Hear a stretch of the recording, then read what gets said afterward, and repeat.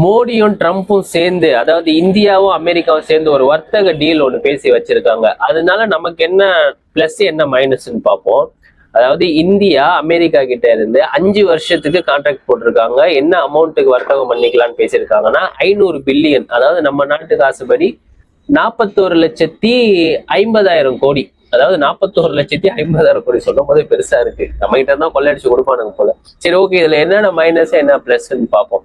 அதாவது நம்ம அவனுங்க கிட்ட என்னென்ன வாங்க போறோம் அப்படின்னு பார்த்தோம்னா, இந்தியா அமெரிக்கா கிட்ட என்னென்ன வாங்க போகுதுன்னு பார்த்தோம்னா, குரூட் ஆயில், எல்பிஜி, எல்என்ஜி, விமானங்கள், விமானம் பார்ட்ஸு, அப்புறம் industrial equipments, technology items, chips, advance equipments, almonds, walnut, அது மட்டும் ஒரு லிமிடெட் குவான்டிட்டியில, சில ஃப்ரூட்ஸு, அனிமல் ஃபீட்ஸு, ஒயின்.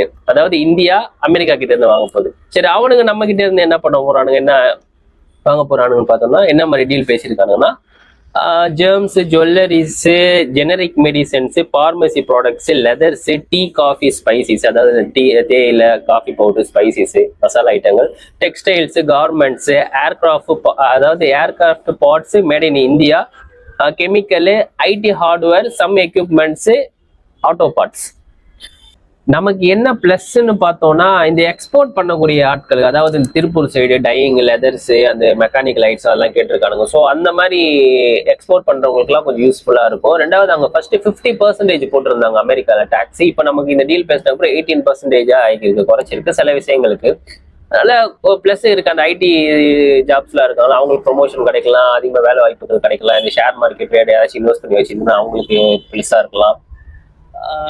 மைனஸ்ன்னு பார்த்தோன்னா, இந்த வால்நட்ஸ் அதுன்னு சொல்றானுங்களே, ஸோ நம்ம ஊர்ல இருக்கக்கூடிய ஆட்களுக்கு அது கொஞ்சம் அடி வாங்கும்.